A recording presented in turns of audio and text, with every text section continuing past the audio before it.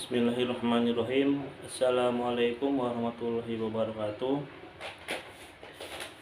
Alhamdulillahirabbil alamin wa bihi nasta'in wa ala umuri dunya waddin wa ala alihi washabihi ajmain. Amma ba'd. Yang pertama-tama, marilah kita panjatkan puja dan puji syukur kita kehadirat Allah Subhanahu wa taala, yang mana hingga saat ini kita masih bisa diberikan kesehatan, kelancaran, dan diberikan umur yang berkah, insya Allah, amin. Yang kedua, tak lupa kita panjatkan sholawat serta salam kepada Nabi kita Muhammad SAW, yang mana telah membawa kita dari zaman kegelapan hingga zaman terang benderang hingga sekarang ini. Yang ketiga, kami dari kelompok 8 fikih kontemporer akan mempresentasikan hasil diskusi kami, yaitu tentang zakat profesi. Bagaimana sih zakat profesi itu dalam pandangan Islam?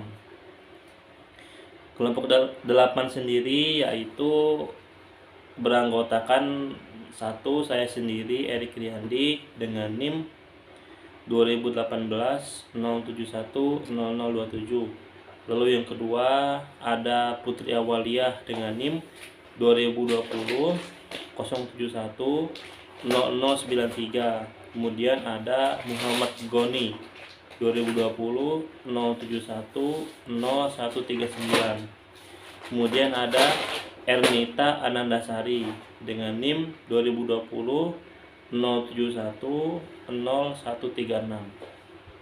Kita akan membahas zakat itu apa sih yang dimaksud dengan zakat. Zakat adalah, dalam segi istilah itu, zakat adalah harta yang wajib dikeluarkan oleh setiap muslim, setiap orang yang beragama Islam. Ada termasuk orang-orang yang wajib menerima zakat seperti fakir miskin, terus orang yang musafir, orang yang baru masuk Islam, dan lain sebagainya. Zakat itu artinya adalah bersih, suci, subur, berkat, dan berkembang. Nah, maka dalam bahasa Arab disebutkan zaka syai'un yasku. Zaka syai'un yasku artinya adalah zakat itu adalah sesuatu yang bertambah dan berkembang. Maka ketika kita mengeluarkan zakat itu sebenarnya keberkahan kita berkembang. Nah, maka dari itu zakat syai'un yasku, sebenarnya kita tuh sedang bersuci, sedang membersihkan diri, harta untuk berkembang. Zakat profesi merupakan zakat yang dikenakan pada penghasilan profesi bila telah mencapai nisabnya. Mereka yang sudah mencapai batas jumlah maksimal pendapatan per tahun wajib membayar zakat profesi. Profesi yang membayar zakat tersebut misalnya pegawai negeri, swasta, dokter, artis, dan notaris. Perintah melakukan zakat adalah untuk mencapai rasa sosial yang tinggi serta keadilan. Bagi mereka yang bekerja dalam sektor usaha, wajib mengeluarkan zakat ketika telah mencapai nisab. Begitu juga dengan mereka yang bekerja pada sektor jasa, juga wajib mengeluarkan zakat profesi ini. Berikut adalah beberapa dalil tentang kewajiban berzakat. Yang pertama, ada pada surat Al-Baqarah ayat 177. Yang kedua, Al-Maidah ayat 55. Yang ketiga, At-Taubah ayat 5, 34-35, dan 113. Terus ada Al-Mu'minun ayat 1-4. Ada An-Naml ayat 2-3. Ada Luqman ayat 3-4, dan yang terakhir surat Fussilat ayat 5-7. Adapun dalil-dalil tentang hadis zakat. Yang pertama, dari Ibnu Umar radhiyallahu anhu berkata, Rasulullah SAW bersabda, pokok-pokok iman ada 5 perkara, yakni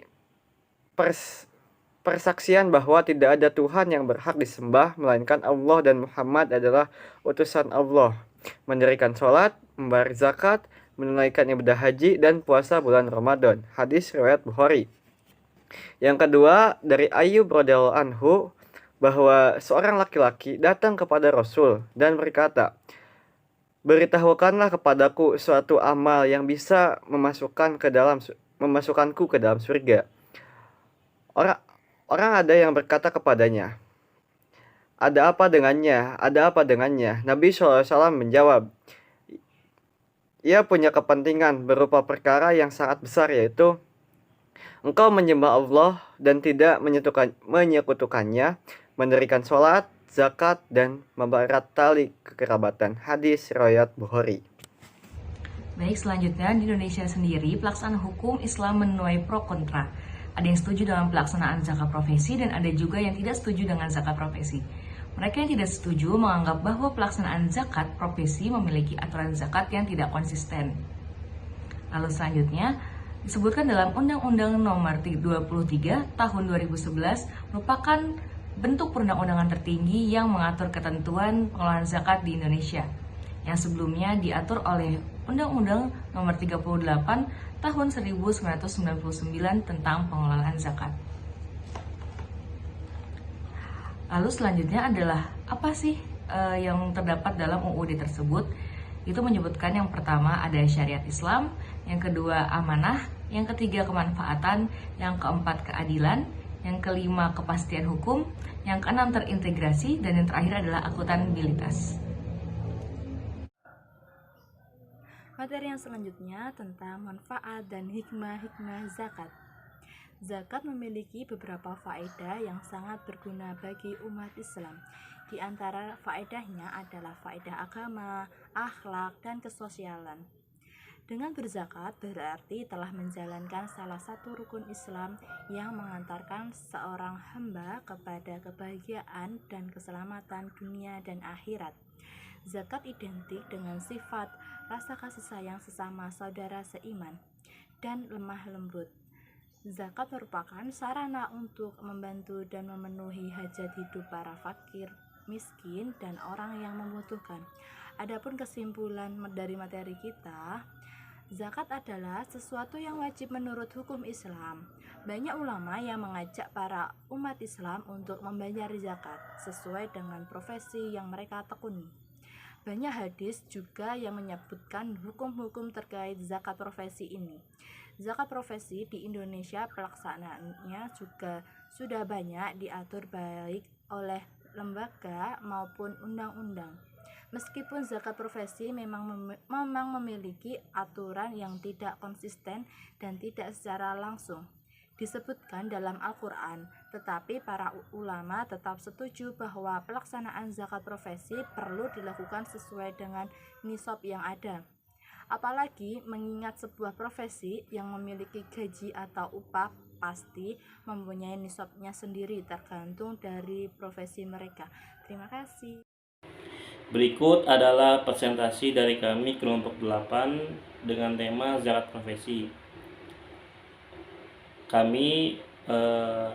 Saya selaku moderator mengucapkan mohon maaf yang sebesar-besarnya jika dalam presentasi ini masih terdapat kesalahan. Wabillahi taufiq wal hidayah. Wassalamualaikum warahmatullahi wabarakatuh.